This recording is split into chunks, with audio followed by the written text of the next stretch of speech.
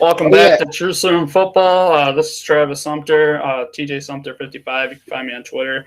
Find me on Facebook. Who we got here tonight? Pynakker, what's going on?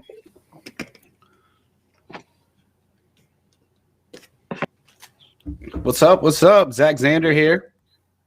There's two Zacks, so I'm kind of fucked up. So I'm Right. Zack, Zander. Zack Kurtz, Zack with an H. Z-A-C-K is the way to spell it, man. Come on. All the players spell it Z-A-C-K. Not Zach Wilson. Right? Not Zack Kurtz. But this is a running joke between us and like a chat. So yeah, ZAC. You can call me Double Z, man. You can just say Double Z. All right, we're gonna get this draft started here. Let me set up the share screen, and we'll get you rolling here. And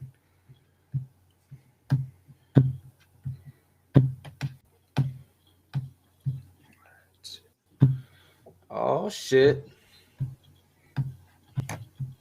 all right.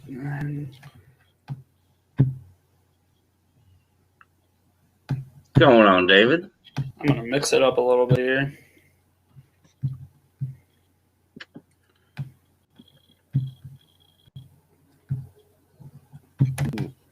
Bumped up to 1-8. 1-8 is a very value spot right there in the super flex draft. That was me. Great. Now I dropped down to the last one. I actually stayed where I was. Thing pinned it against me. In my rookie drafts, I was killing it between 1-7, 1-8, 1-9. I bought the picks very early in the process in like March, and then by the time the draft happened and the picks were actually made, and you saw who was there at 1-8, it was like Javonte Williams, who was everybody was after him as the third running back because the cliff fell off so much after the third running back. So I ended up getting an outstanding value because I got the pick early. Gotcha. Yeah, I tend to, at least the ones that I've been in so far, I've been making many trades where I end up trading away a lot of my picks, but then getting a couple early picks and then leaving it at that. Like in one of mine, I ended up getting the number 1 pick, the number 2 pick, and the number 3 pick, and then I didn't touch anything until the very last pick of the draft. What the fuck else would you need? Right. 1, 2, and 3. What else do you need? You can go ahead and wrap it up. It's a night. Right. We got Mike Pompa, Alex, Jimmy, all saying hey from Facebook. Good to have you guys watching. Whoever Fantasy Big Daddy is, does he know he's on the clock? I don't know. He's the only one that's not active, pretty much. I messaged him, so I don't know. He gets Trevor Lawrence. This is super flex, so Right. Yeah, obviously it's gonna be. you get Trevor Lawrence, Big Daddy, I'd be Adam shocked. Sandler. I wipe my own ass. Ooh. So was that computer? Was Yeah, that that was simulated? picked by the computer. Now We'll let her go. we'll let it go. All right, so we had Lawrence go 2 here. I'm on the clock. And, Let's talk about the steal of the century with Trevor Lawrence with the second pick in a Superflex draft. you haven't seen us steal until you've seen our one draft that we just had recently. Yeah, the Where one do you where I took Zach Wilson at 3 and let someone take Trevor Lawrence later on. Yeah, you got taken at 6. In a Superflex draft? No kidding. I'm not lying. Oh, Yeah. man. Is this a money league? Get me in it. It was the one where I took 1, 2, and 3, and I took Pitts, and then I think I took Najee. So, like, sitting here, like, I mean, the way this came, let's just say Lawrence and Harris went, to me, like, if this is kind of dependent on what you need here at 3. For me here, it's Justin Fields. If I'm like a team that needs a quarterback right away, if not, if I can wait a year, I'm going to wait for Trey Lance to come in and start. So I'll just assume I'm one of the teams in need. Homer. You have to go QB there, Travis. A great pick, man, and he is my choice for the second quarterback off the board. Without a doubt in my head, I believe he's going to do some big things in Chicago, and with his running ability, he's going to be fantasy gold. Oh, exactly. I disagree. I'd be taking Zach Wilson right there all day.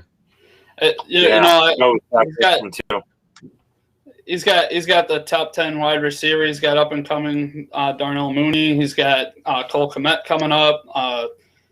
There's weapons. Tariq Cohen will be back. There's weapons all over this offense. The offensive line has improved with Jenkins. I love what he could be able to do year one. Travis is over here being a homer.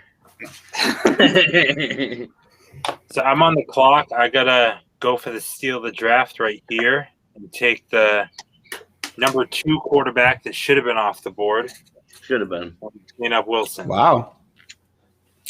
See, I'm not going to lie. Lance was usually ahead of Wilson in almost all of my rookie drafts and most of all the rankings I've seen. Everybody loves that Lance in San Francisco landing spot, but you don't get the year one value that you would like, I guess. Yeah. And I didn't want Jimmy to have a chance at Wilson.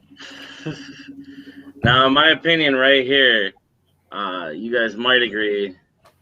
Yeah, see, Pitts dropping all the way to the 7 pick is very rare, I see, in any of my drafts that I've done, just because of the talent that he gives. I mean, you basically get wide receiver numbers from the tight end. And him dropping this low is already shocking to me. I don't think it's shocking in a superflex format just because the quarterbacks are still going to be the king. The computer took Naj Harris, so who knows if anybody would have actually took him by now. But I go Najee over Pitts. I mean, Pitts is amazing.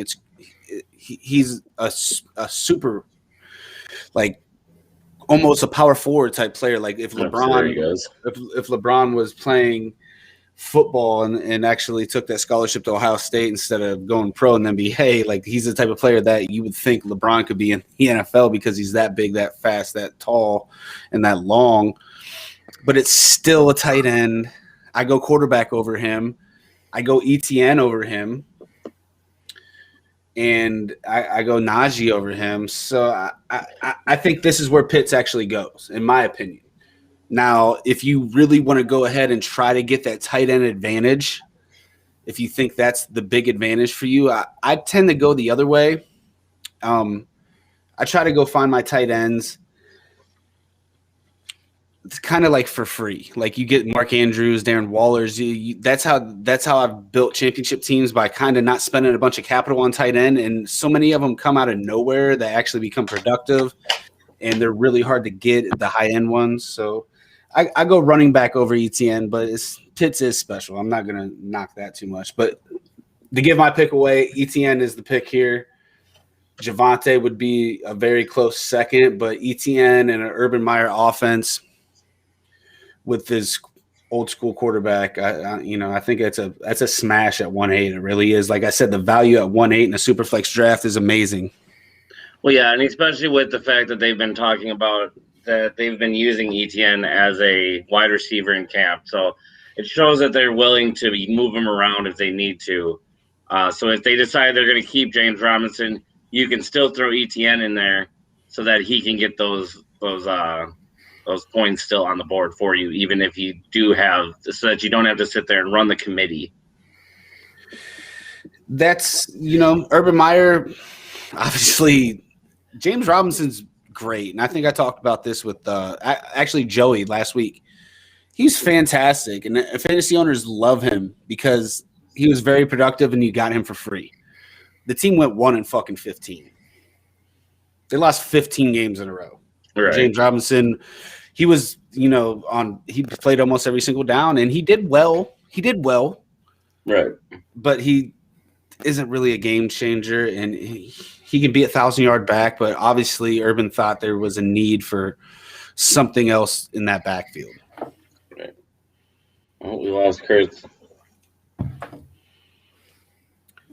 He can jump back in, right? Yeah, he should look like the wing. Javonte at 110, that's a steal. I really like that pick. Oh shit! Oh, yeah, we got somebody being silly. I'm back. Yeah, that is pretty foolish there. But the Javonte at the 110. I know a lot of people are thinking it's gonna be a year out. I think it's only going to be 4 or 5 games where you're going to see Javonte carrying the volume on this team.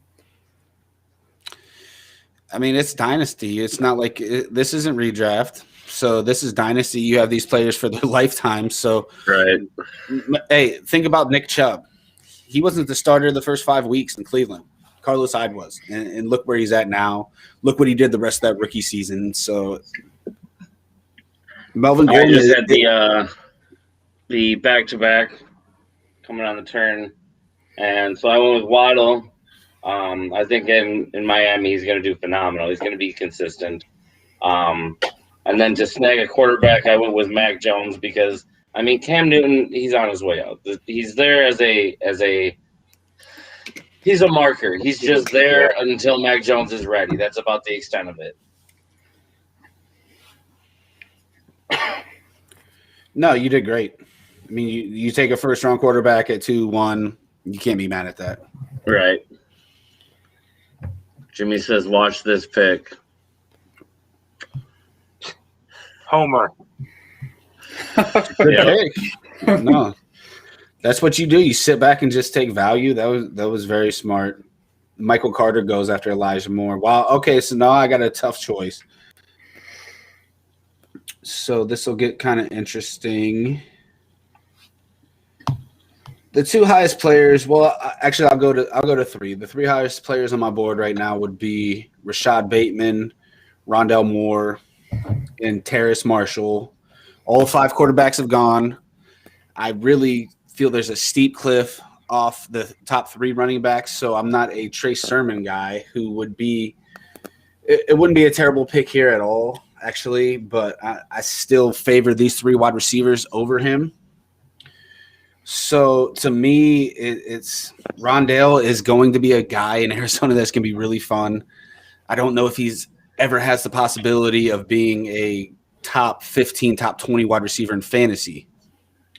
Bateman has that talent and was a first-round pick, but he's on the heaviest rush offense we've ever seen since the 1970s.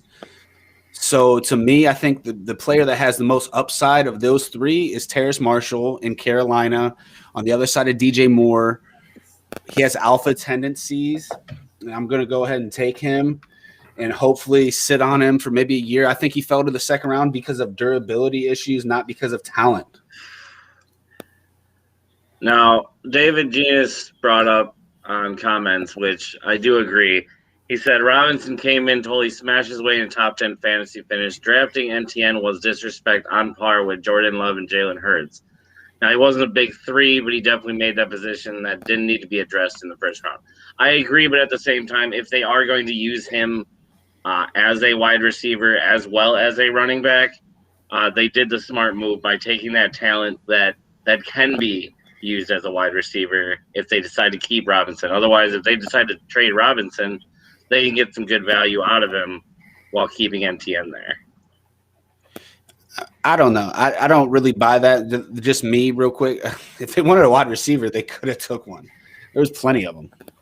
So I don't know. I think they just want to add ETN's, add to his repertoire a little bit of the things he can do on the field. But I don't see him playing a ton of wide receiver. I think it's kind of, almost fucking bullshit, really. I don't know. If they wanted a wide receiver, they could have drafted Bateman. They could have drafted some of these guys, Elijah Moore. Right. I just think that the ability to be able to do both things kind of helps them. I think that's why they did it. So that they do have that running back that can bust through, but also that guy that can run down the field and take out the wide receiver spot. Okay, so I'm up. I got to go with Bateman here. I think he'll be an immediate contributor. Hollywood Brown's not a number one receiver. I think Bateman will get right in that slot right away and, be good for years to come with Jackson. Great value. Yeah, plus, we'll talk about him a little bit later on when we do the mailbag questions because there's a couple things I have to say on him. But, I think he's going to kind of steal a little bit of that middle of the field targets from Andrews, and I think he's going to see enough volume, but not – I mean, this team's still going to be rush heavy. So, yeah, I think he could be good, pretty good year one, especially, like a red zone target, a short to intermediate route. So he should be pretty good. Yeah, it'll probably take a year or two for him to get, up over 70 catches. I think he's an improvement over – I think he's an improvement over Hollywood Brown because Brown's just, he's kind of a one. Brown's that deep threat. That's about it. Just that deep threat. He's like what was it, Torrey Smith? He's gonna fly down that field and he's gonna get that points, but that's about the extent of it. I was a little frustrated with how Bateman at his pro day, he was only 6 foot 190 when he was listed at 6'2", 210 his whole career. So he's not as big as a player as everybody thought he was, and I think Lamar needed a 6'2", 6'3" guy because he's a little inaccurate on the outside. It's proven. Right. Got Kellen Mond in this. Who did that? That's my brother. I don't hate it. You got I hated that 2.9. You got Mark Chase right at the beginning. More. And if you really think that, Kirk Cousins ain't going to be replaced soon.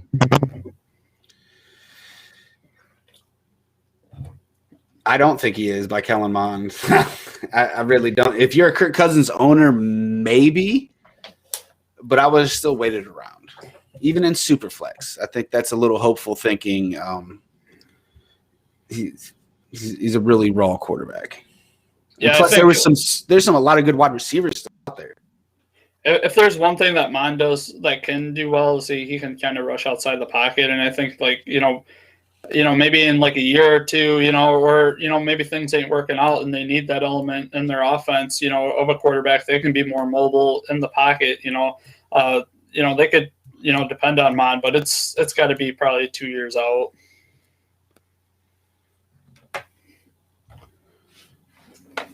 Stupid value with Rondell Moore right there. So great job, TJ. David Genus, why are kickers an option to draft? I'm going to draft a kicker just because you said it. There was only one kicker drafted, so in the NFL draft. That's right. I'm doing it. What? It's auto drafting for him in the beginning. I'm cool with that. I don't even know who Ferguson is, honestly.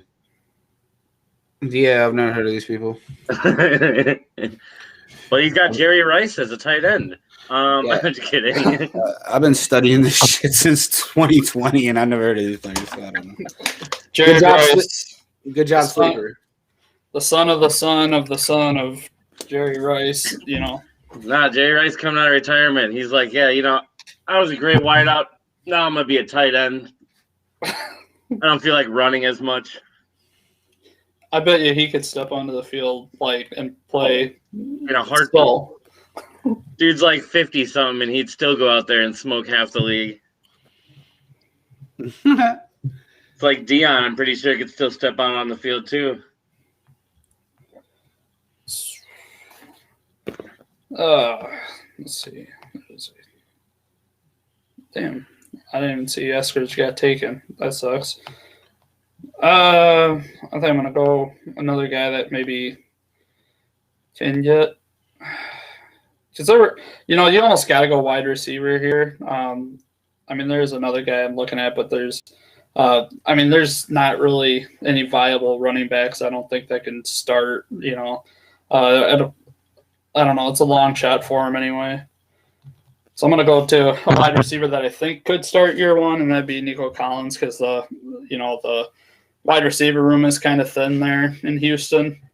They're, we don't know who's going to be passing the ball. We're not going to talk about that, but yeah, I mean, slam them 2 quarterbacks, Munden and Trask. All right. I don't mind Trask. I would have probably taken Trask where Mund was, but I mean, I don't hate either one of them necessarily. If you're going to hold on to them for a while.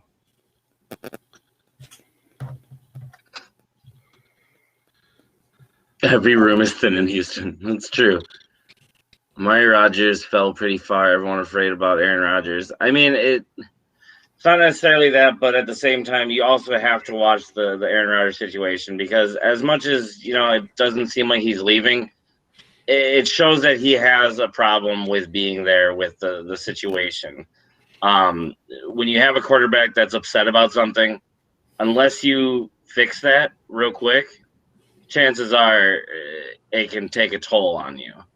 Whether it be taking a toll on the team where they're no longer happy with him, the players themselves, or if it's just that he's going to be still pissed off during the league or during the season. That's just my opinion when it comes down to it. 2-2. There goes 2-2. For Gainwell there. I want to come out of this draft with a running back, and it's super thin. I don't like the value, but I think he could get a chance to start in a couple of years. The skill's there. He ended up in a funky position. I don't believe anybody thought he was going to last to the 5th round, and then behind Miles Sanders, and they signed Kerryon Johnson, and I believe they saw Boston Scott. It's a really crowded backfield with a new head coach. So I don't know. They took Gainwell, so that's the only he might not be as high on Miles Sanders as the coaches. Yeah, things would definitely need to clear up there for him to get.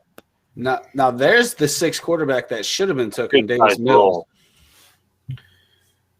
That Mills should have went where Mond went, in my opinion. And I don't want to call nobody out, but Mills has with the Deshaun Watson situation, he has a chance to, I don't know, possibly be the quarterback for the future, which is crazy to even think of. Right. I'm going to go a little value play right here, I believe, and just take the best tight end available because I think he's going to have a really good career in Pittsburgh. You just missed all those kickers, though. I'm just kidding. Oh, I needed a kicker. I'll get there. Hopefully one will fall. They're the toughest. That's who I was in between at the 3-3 spot. Who's that? Firemouth. He's Pittsburgh tough. He reminds me a lot of Heath Miller, who was a quarterback tight end, for like 10 plus years, and big solid blocker, good after the catch, man. We didn't get to see him in 2020, so yeah. I was hoping we're gonna drop we're taking. I love I was stealing. really hoping that 2-2 or Brown were gonna drop to me. See, man, I love Tutu, and I love his game tape more than as a fantasy player. He's going to be electric, even at 155 pounds. I just don't know if he's ever going to be fantasy relevant. He's more of a gadget player like a McCole Hardman. I just don't know if he's ever going to be a viable option in fantasy, but he's a great player in real life. Right. I think he's got a chance because of the fact that, you've got Deshaun Jackson there right now. He ain't going to stick around very long. Robert Woods, I think his contract is coming up, and I don't know if they're going to repay him, which means you're going to have Cooper Kupp, and if Tutu does well, then they're just going to jump him up to that 2nd spot. So then you got Kupp on one side with Tutu on the other. Van Jefferson's there, too, who I actually like, who was a 2nd-round pick last year. Much different player. I think ultimately they end up re-signing Woods because I think he's still young enough where he could probably get maybe like a 2 to 3 year deal. It's not going to be anything, totally huge, but I feel like he'll want to stay in LA. And I don't like this, but I'm gonna go with it. I'm gonna go with Hawkins. I mean, with Mike Davis being there and Gurley being there, I don't think it's gonna be Hawkins' table for a little bit. But Gurley is already on his way out. Mike Davis is looking like He's a free monster. agent. Gurley's Is he? a free agent. Yeah, I didn't you'll think never they got see rid him of on a him yet. football But, field ever again. all right, well then it's Mike Davis's backfield as of right now, I believe. So, and I mean, Mike Davis showed last year that he could take over for CMC and do good. If he's got anything like he in the tank like he did last year, I think he's gonna do phenomenal. But I think Hawkins will take over soon after because I mean, Mike Davis is not going to be there forever. The only thing I don't like about Hawkins is he's kind of an undersized back, and I really doubt his body can hold up to the punishment of every down NFL kind of player. Maybe at most he's a Tyreek Cohen type of running back, and I mean that's a usable running back in fantasy, but I wouldn't expect him to be anything more than probably that. Yeah, right, I'm going to take a pick that you guys are probably going to not like. But I'm going to go with Felipe Franks just because I feel like Matt Ryan's on his way out. Not necessarily going to be Franks that takes over for him, but they're giving him the chance that he could be that guy to take over for him. And if he shows anything, then he's going to have, a phenomenal situation for him. Because you're going to have Pitts with you. You're going to have Calvin Ridley. I mean, it looks like Julio might be on his way out, but you're still going to have weapons to use to your advantage once he steps up, if he steps up. There goes Puka. Yeah, man, Sleeper's trash. Yeah, their rankings are fucking trash right now. Like, what the fuck am I looking at? I love the fact that kickers are ranked higher than, running backs and stuff. I don't know what the fuck I'm looking at because I'm trying to find a couple of my wide receivers that I've been pecking off on in all my rookie drafts. Josh Palmer, the LA Chargers, Des Fitzpatrick from the Titans. I can't find either one of them, and I'm like 100 people down on a fucking rookie draft. You're gonna have to search them, dude. No, it's just I want to call out Sleeper. You're fucking trash. What are you doing? Here, try that. See if that's a little better. No, it's fucking terrible right now. I shouldn't have to go 30, 40 people down for the best player available, and that's Josh Palmer. If you want to talk about someone that's going to possibly jump and roll next year, Mike Williams is going to be a free agent. I don't see any way in hell they're probably going to pay him a bunch of money for the Chargers. He's going to play that same outside position, a great contested guy. Out of Tennessee, kind of a late bloomer. Tennessee was very good offense, and they picked him in the third round over a couple other guys that were still out there. St. John was there, and a few other guys in the third round. So I think he has a great shot to maybe rookie season, but in the second year, I mean, Keenan Allen's not getting any younger, so he's going to be 30 years old, very injury prone. Josh Palmer has a great opportunity to have a major role in that Chargers offense. And why he was the 999th rated player at their ADP, I'll never fucking know. It's whatever I said. Can we talk about the fact that Jimmy went homer again and grabbed the tight end for the Jets now, Yeboah? His first two picks were money, but I'm not sold on the last two. Yeah, I would have taken McKitty over. I would have taken Yeboah because, I mean, Hunter Henry showed that over in L.A. that, they like using their tight ends. Even if Phillip Rivers isn't there anymore, Herbert was using them too. Stevenson here, but Tyler sniped me, so I just got to go with best player available and go for Fitzpatrick. I mean, they need more targets there for Tannehill. Losing Davis, losing Jonnu, losing Humphreys. If anybody could pop year one, Zack, that's a great pick. if anybody could have a semi-relevant rookie season in fantasy in this stage of the draft, Dez Fitzpatrick is the man. Don't worry, Jimmy. I was just shitting on you. I gotta mess with you a little bit. Titans, they do need somebody to catch passes. They can't run every single down, and A.J. Brown can't catch every single pass either. The only thing that concerns me with it is Tannehill's just not that good. Really? You think so? I'm a Tannehill guy. Yeah, he's been money for fantasy. Like 33 and I think 11 last year.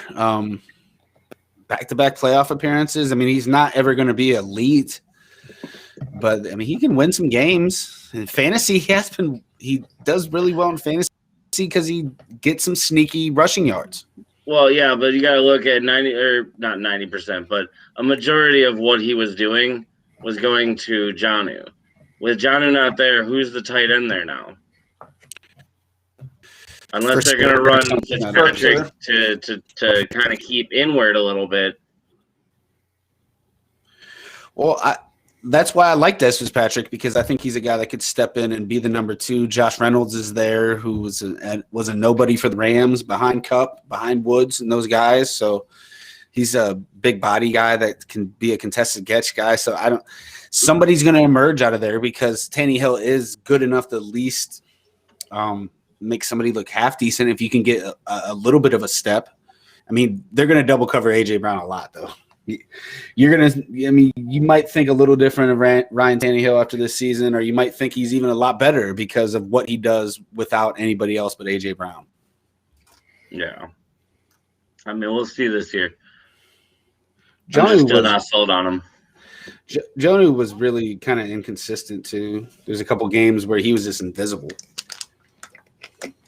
Yeah, he still ended up as a top, Yeah, he was down dependent for sure. Yeah, Cole, I don't see Ferkser as a tight end 1, especially in PPR formats.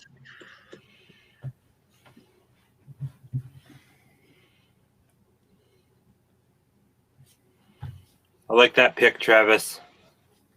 Yeah, he's kind of like that. A smaller back too. Pass catching back. Just taking a shot really on anybody in San Francisco has been valuable for fantasy. So like if he was ever to even start, instant coming off your bench, you're gonna get points out of it. My problem is I always worry about a running back in San Fran or a running back in New England always terrifies me because they love their committees.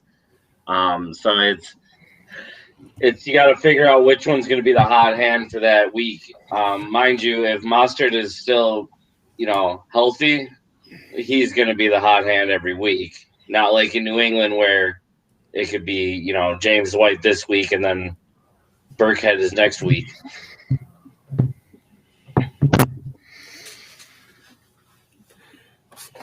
Holy shit. That was the best pick he had of the draft, or the computer had for the draft. I don't know who Ferguson or Rice is, man. That was kind of silly. That's what happens when you auto draft with the random sleeper rankings. Surprised he didn't get a kicker right there.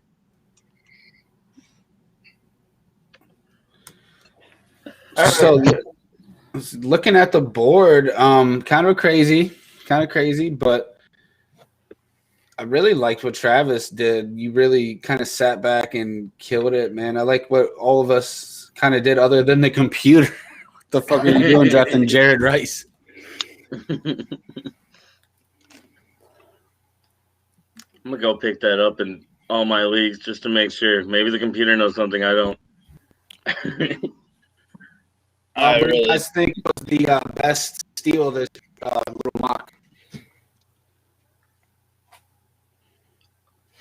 I mean, I'm always going to be that guy that says Pitts at 7 is a steal to me, but so I honestly, I'm going to say the Trey Sermon pick was probably the steal in that middle second round. I really like that pick there. I think he, like kind of what I was saying about Elijah Mitchell, but I feel like Sermon has a way to a starting gig a lot faster than Mitchell would, or like I think he can. I think he could honestly unseat Mostert too, and I wouldn't be surprised at all. And Sermon, he was oft injured, and he wasn't the most consistent guy in college, but like I feel like he could put it together, and I feel like he's got the skill set to be a every down NFL back.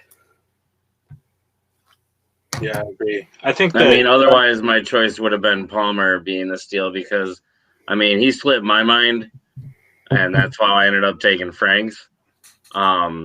Just because Sleeper's random rankings confused me. But, yeah, Palmer getting him that late, like you said, Keenan Allen, he's still up there, a top tier, like not necessarily a top 5 wideout, but he's still a solid wideout, but he is up there in age, which means he's not going to be there forever. And after him, it basically drops off to Williams, who they're not going to pay him the money that he's going to want. Yeah. I think the Trask and Davis Mills picks at 3-4 and 3-7 were both great value for a Superflex or 2 QB rookie draft. Mills was for sure.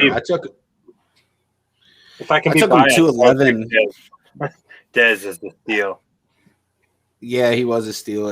But I took Davis Mills at 211, was very happy because I was a Deshaun Watson owner. So I jumped all over it. I went across a couple wide receivers I normally would have took above him. But since I was a Deshaun owner, I had to grab him. But a couple steals I saw was Rondell, and at 210. Thought that was great value, even though I kind of knocked him on when I took Marshall. But I think he also is going to have a little Deebo Samuel in him where they use him a lot of various different ways and screens and reverses. I don't think he can ever be a 100-catch guy, but I think he could be a 70-catch guy with 50 carries or something stupid. And he's so explosive. So he could be very fantasy relevant and pop for you. Another player – Javonte at 110 was a steal also. So a 110 and 210 were I think the two values of this draft. I think the one thing that worries me with Rondell is the fact of with Hopkins, AJ Green, Christian Kirk all there. It worries me.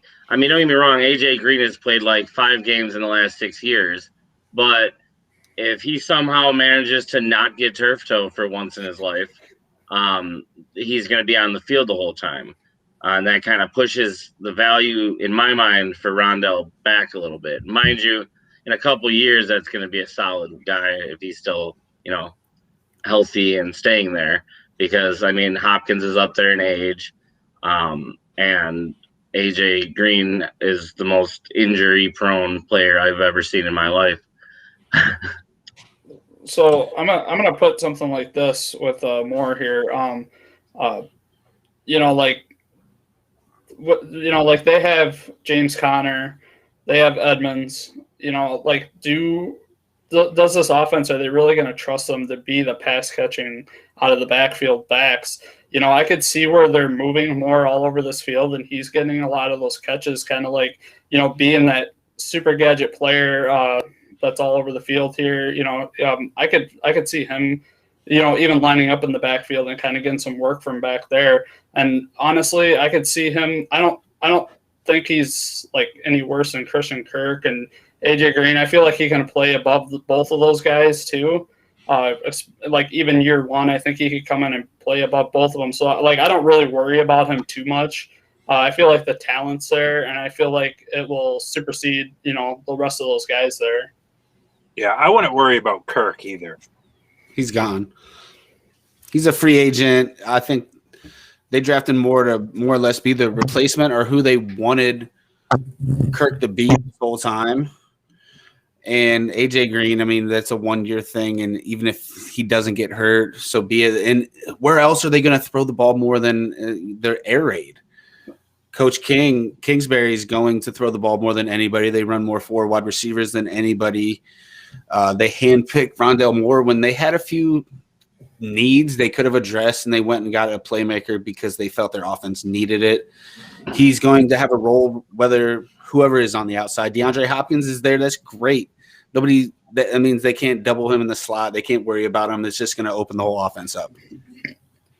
I've talked about this previously too with AJ Green. I feel like he's going to be what they needed last year, and he's going to be that red zone threat for them. And I feel like that's going to kind of be where he gets most of his looks in this offense this year. Makes sense. Anything else you guys want to highlight? Otherwise, we'll jump right into the mailbag. Sounds good. I'm good to jump in.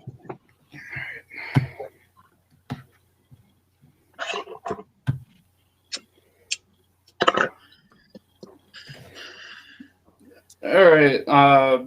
So our first question's from Evan in Florida.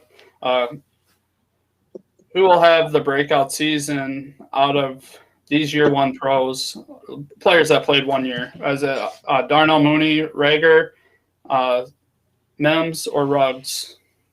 I mean, who wants to start? Yeah, I got to go with Mooney here. I think that he'll be a great number 2, especially if Fields gets on the field. I think Mooney will have a lot of value in year 2.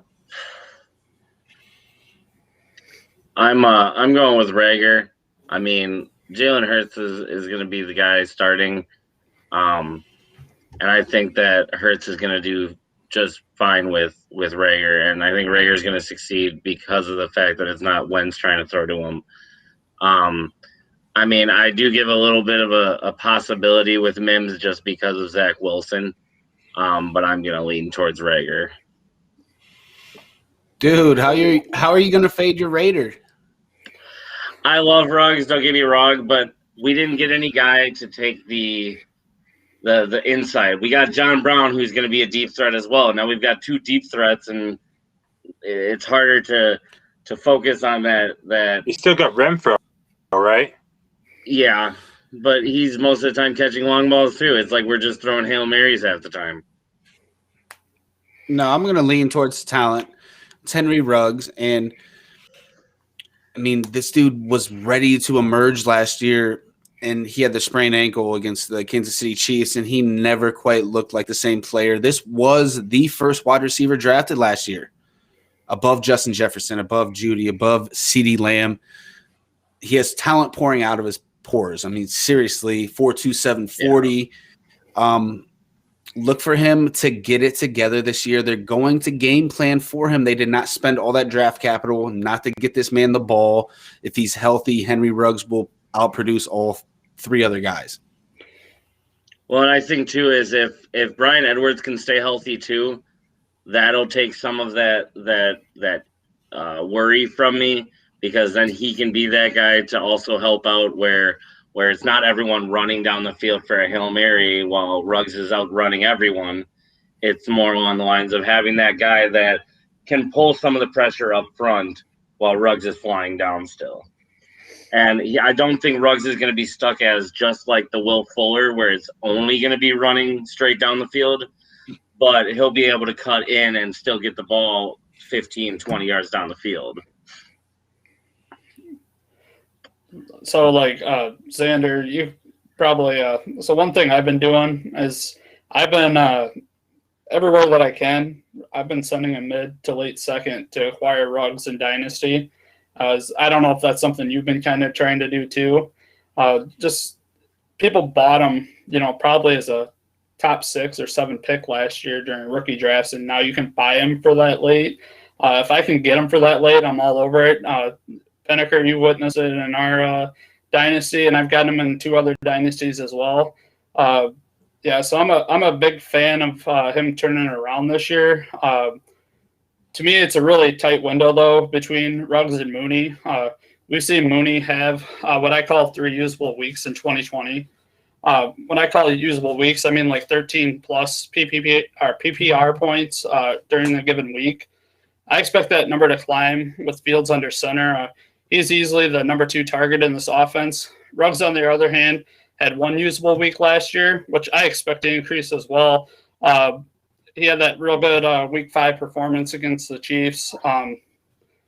And like I said, in Dynasty, if I can take my shot on Ruggs and I can get him for that, that late to mid second round pick, I'll do that all day. Mooney, also like in redrafts, I'll take, with the last pick in drafts, I'll take my shot on Mooney too. He's probably going there, 13th round or so. I haven't checked the recent ADP on him, but, like as the last pick, for a player that kind of really showed out last year, like I feel like you could get him and he could be a good option for you. He will have usable weeks. See, I get screwed on the whole Henry Ruggs thing because anyone that I try to trade with to get Ruggs, they know I'm a Raiders fan, so then they try to jack up the price. And it's like, no, I'm not giving you, this all-star player. I'm not giving you DeAndre Hopkins for Ruggs and a 4th-round pick and shit. So everyone jacked up the price for me. So literally, I've got Ruggs in like 1 week. And that was because I drafted him last year.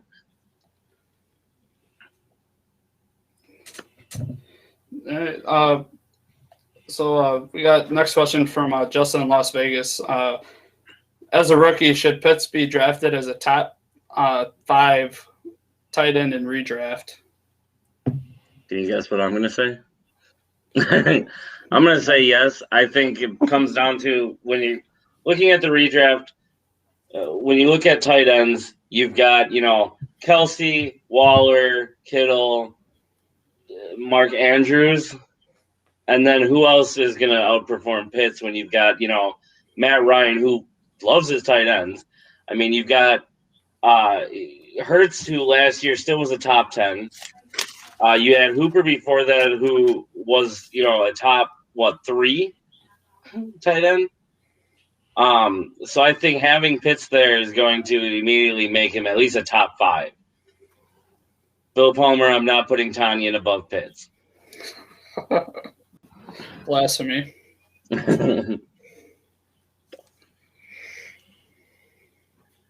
Zander's got something to say. Come on.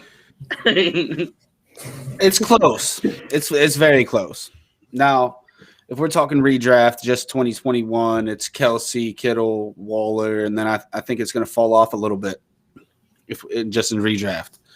To me, I would take Hawkinson above Pitts because of the lack of just anybody else there. Jared Goff and Swift and Hawkinson and St. Brown and Cephas, Cephas, man, that's my steal from last year's draft. So Hawkinson, there's a chance he could he could have 100 fucking catches, seriously, because there's nobody else there. So I would take Hawkinson as the 4th tight end. Then it gets really interesting between Fant, Mark Andrews, and Pitts. So he's right there in the mix. And if I had Fant, Andrews, and Pitts, and you put a gun to my head, I would take Pitts. So we'll say Kyle Pitts is tight end 5 in redraft. So, yeah, he's top 5. Yeah, I agree with that. I mix and put Andrews over him. But, yeah, it's very close. Yeah, so like I think he will absolutely be drafted as a top 5 option in redrafts this year. And with it looking more and more like Julio is on his way out, probably via trade. It sounds like the Patriots are kind of hot on the tail right now. I feel like that, will propel Pitts up the board a little bit. I currently have him ranked at 6. And, kind of a lot of that is to do with, like the beginning of the season schedule. It's going to be kind of tough to get, return on investment right away because their first, slate of games is kind of going to be tough for them. The thing for me, though, is the potential cost in redraft where you're going to get him or what you're going to have to pay up to get him. I think it's just going to be way too hot for me to touch in redraft this year.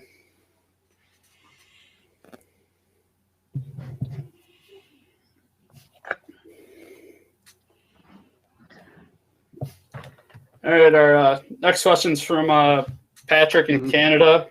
Who would be 5 players under the age of 25 that you would want to build as a foundation of your dynasty team. You don't have to do all 5. You can do a couple if you want, or however you guys want to do it here.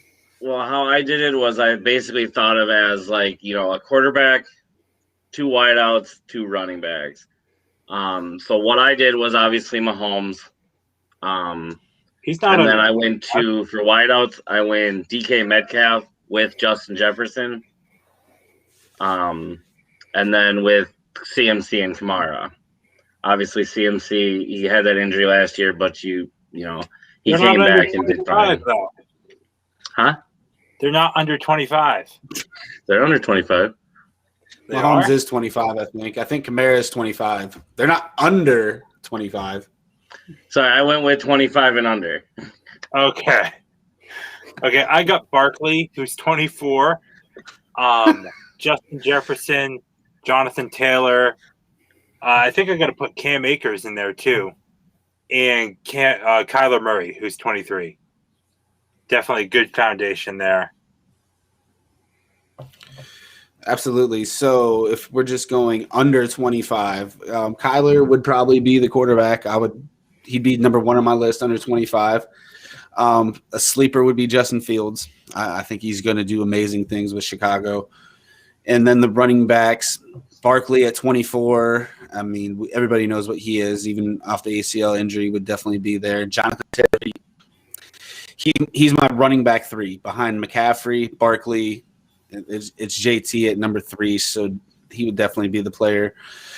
I would probably go AJ Brown, DK Metcalf, and Justin Jefferson would be a close third. So if I pick 2 wide receivers, Jefferson would actually be the odd man out.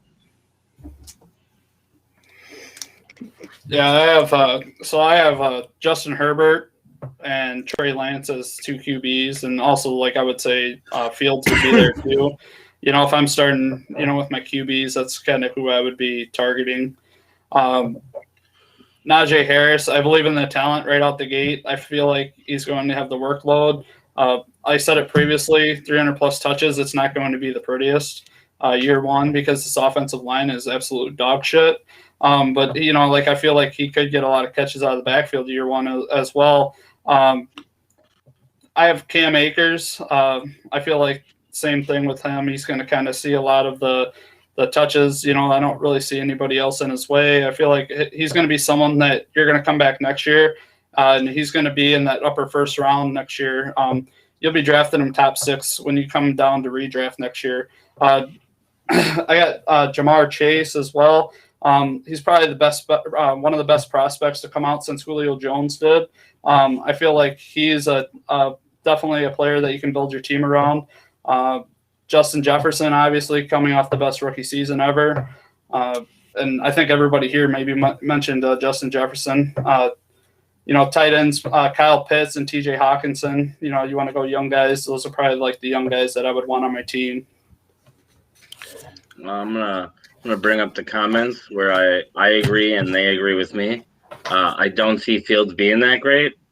And then David from Nunu, and then from Gina saying that Fields has to overcome 2 curses. OSU quarterbacks failing the NFL and Bears being where quarterbacks go to die. It's going to be so bittersweet in 3 years when I say, ha, ha, ha, ha, ha. You mean in 3 years where the Bears have traded the Bills to try to take back Trubisky again and just try it again?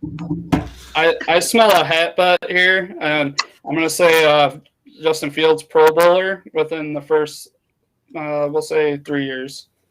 Well, I mean, why don't we make this more fun? Because you said that Justin Fields is better than Wilson, right? Than Zach Wilson? Yeah. I can't say that because I really like what the Jets are doing, and I don't want to go against that. And I feel like Zach Wilson, he could be a special talent. He can throw the ball off any platform. He's kind of got that Rodgers-esque to him, and I don't want to go against that. I had to laugh at Nunu's comment with Fields transferred because he couldn't beat out Jake Fromm. What's really fucked up is Naj Harris is almost 25. That's what the real I didn't even realize mind that. fuck is. He's already over 23 years old and not even played it down yet. So he's older than almost any of the running backs that came out last year, which he could have came out last year and he returned for his senior season. And he had a great senior season, don't get me wrong, but the man, he's almost pushing 25 already. And I can't believe my man, Raiders fan, you didn't take Pitts as one of your guys to build around. I went with the quarterback, wideouts, and running backs. I didn't go with tight ends. Otherwise, I definitely would have been Pitts right away. If you're that high on him, you should have. All right. Next question here. We got Chase from Ohio. What are some sleeper receivers to watch this year for redraft? Well, I've got to throw Mooney in there. Like we already talked about him. These are homer picks, but I got to go with Aguilar and Kendrick Bourne, the new guys in New England. I think they could get very heavy workloads. Yeah, I think also, like Jimmy was saying, Elijah Moore could get a big workload in the slot from Wilson for the Jets. But yeah, I think I'll leave it there. I mean, there's so many to choose from. Yeah, I mean, I got four of them that I wrote down. Aguilar was one of them. I mean, he showed that he does have the ability. I mean, he was failing miserably as an Eagle, but then he showed up on the Raiders and did fine. I'd say more than fine. But what I'm going to go with John Brown. Maybe it'd be a homer pick, but I mean, pretty much every time that dude has been on a team, he's done solid, and he's usually going way, way, way late. I mean, I've been drafting him since I picked him up off waivers when he was a Cardinal near the end of the season. And then when he went to Baltimore, I was drafting him in like the 15th, 16th round.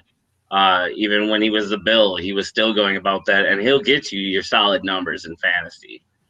And then the other one that I've noticed has dropped like crazy is T.Y. Hilton. I think with T.Y., because I've been getting him in like last rounds. Like that, T.Y. Hilton has the talent. Yes, he's taken a step down from what he was doing, but I think if Wentz is going to show up like everyone thinks he is, Hilton's going to succeed right there. I like it. That made a lot of sense, and I'm going to go to another player I was getting for free, who changed teams, who's productive when he's on the field. He's older, Manny Sanders in Buffalo. I know Gabe Davis is kind of a cult hero and everything because everybody loves to just pick someone late in a rookie draft and then talk about him because he catches a couple touchdown passes. But they brought in Manny Sanders to be the wide receiver too, for sure. So that's a guy you could get absolutely for free, and he could have some very productive weeks that you can start him. Another guy, and it's a humongous name. I mean, fucking humongous name. And he's at the bottom of draft boards, and it's Antonio Brown in Tampa Bay. They brought him back, and yes, there is a lot of mouths to feed. I mean, more than we've possibly ever seen at the start of a season. Mike Evans, Chris Godwin, Gronk, O.J. Howard's coming back, two running backs, Tyler Johnson, Scotty Miller. They drafted Darden. There's a ton of mouths to feed, but honestly, I don't know if any of them are better than Antonio Brown right now. I'm serious. And they used him in the slot, and Tom Brady really trusted him. And all it would take is just maybe Chris Godwin dropping a few more passes or something like that, and Antonio Brown could be lifted up into Tom Brady's vision of, his go-to guy. So Antonio Brown you can basically get for free, and he could be a 75 catch guy this season really easily. I think it was Travis that brought up Nico Collins earlier. A guy with upside. I didn't love him as a prospect, but we're talking about a Texans team that's going to be god awful. If Deshaun's there or not, the defense is pathetic, and they don't have much of a running game or an offensive line. So this team's going to have to be throwing the ball a lot. They drafted Nico pretty high. It was their first pick, actually, in the third round of the whole entire draft. So he has as good a chance as any rookie to really come out and pop in 2021. Yeah, because they had Chad Hansen that was, being productive there. down the stretch. It's wide open there. Yeah, I'm gonna take a real quick second to let Ryan Lee Miller know it's Imagine Dragons. I got your back. He asked who sings that song that goes thunder, feel the thunder, lightning, and the thunder. So I figured I'd answer his question. One player I kind of got probably a player that's going undrafted as well, or really close to going undrafted, kind of like with you're saying with Antonio Brown almost, but somebody that's always disrespected, Marvin Jones. He's going late in drafts. He could be. He's going to give you usable weeks. So then I also have I have Michael Pittman. Like you were saying something about Ty, but I feel like Pittman. He's got the size and the talent. I think he could be the wide receiver one in this offense. I'll take a flyer, 10th, 11th round on him. He might not ever work out, and this team might just be, as run heavy as we all think they're going to be. I feel like there's going to be times, though, where they're going to have to throw the ball, and I feel like we're going to see Pittman emerge this year. We're talking about the Houston Texans offense, and honestly, Brandon Cooks too. He's kind of like one of those disrespected guys as well. Every year he quietly puts up 1,000-yard seasons, except for his concussion season a couple of years ago. Even without Watson, he should receive the bulk of the targets in this offense. And like Zander said, they're going to be throwing a lot because this defense is going to be absolutely horrendous, and they're always going to be playing from behind. I've also Diami Brown. Or I like to call Dynamic Brown because he's a dynamic playmaker. He's going to be with that Washington football team with Fitz, and he seems to make somebody that you don't expect fantasy relevant just about every year that he plays for a different team wherever he goes. Last player, he's not really a sleeper. He's not really, too high up or anything, but Brandon Ayuk, a lot of people not really talking about him. And if your league mates aren't really aware of him or his situation, he's someone that you could probably get out of value in drafts. So keep your eye on him if he is to fall. Yeah, and I agree with you with Pittman. The only reason I brought up Ty mainly was because I have noticed that he's literally going where last round or undrafted. And I feel like that man's earned more respect than being undrafted in the fantasy leagues. Yeah, I think they're both great sleepers this year. Our last question is from Mika in Massachusetts. Not including Chase, Devonta Smith, or Waddle, who do you think or who do you see having the best rookie season out of the 2021 wide receivers in full PPR?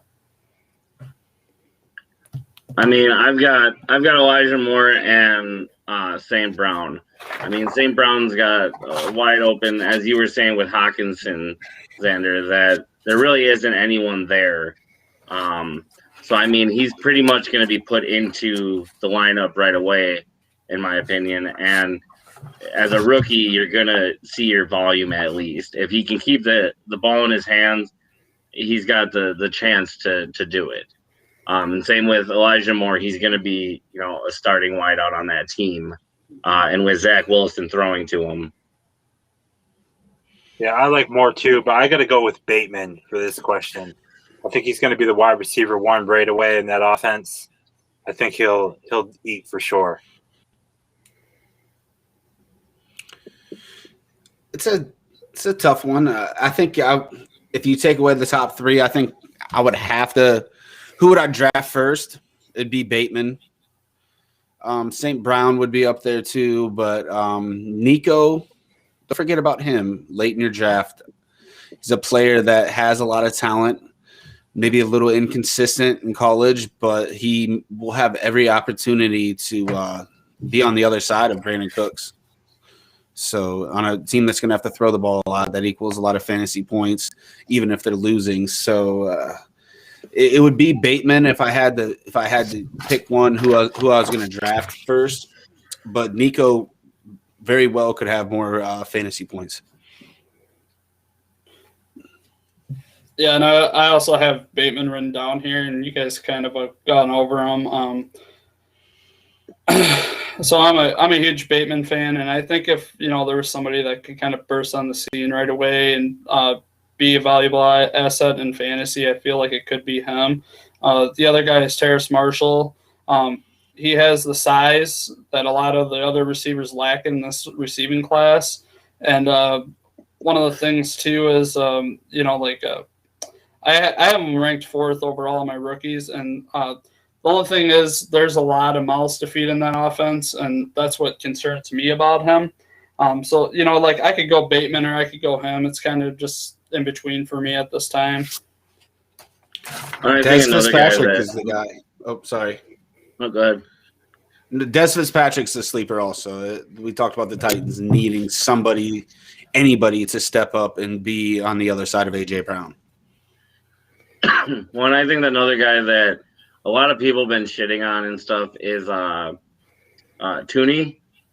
I just feel like with going over to the Giants, being behind Galladay, yes, there's still Sterling, Shepard, and stuff there, but I mean, and I do like Slayton, but there's so many injuries that seem to happen over there.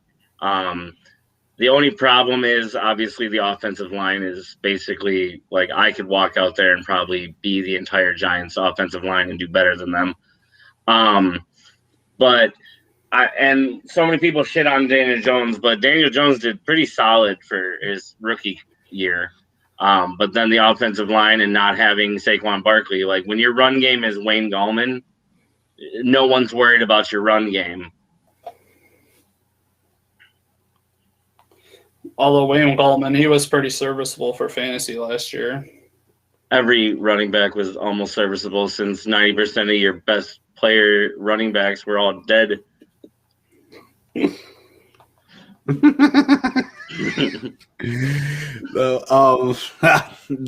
I said, the sleeper I think would be Des Fitzpatrick, Nico Collins, but Bateman would have to be the guy just because of the talent. And he more than likely will start day one. Yeah. So, anything else you guys want to cover tonight, or? That's for me. All right. So we're look to get back here next week. I think we're gonna do.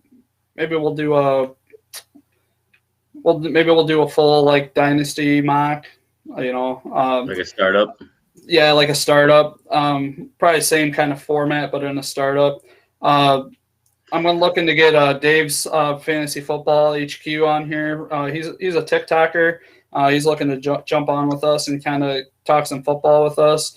So we'll get a fresh face on here, and we'll see you guys next week. And as always, stay true.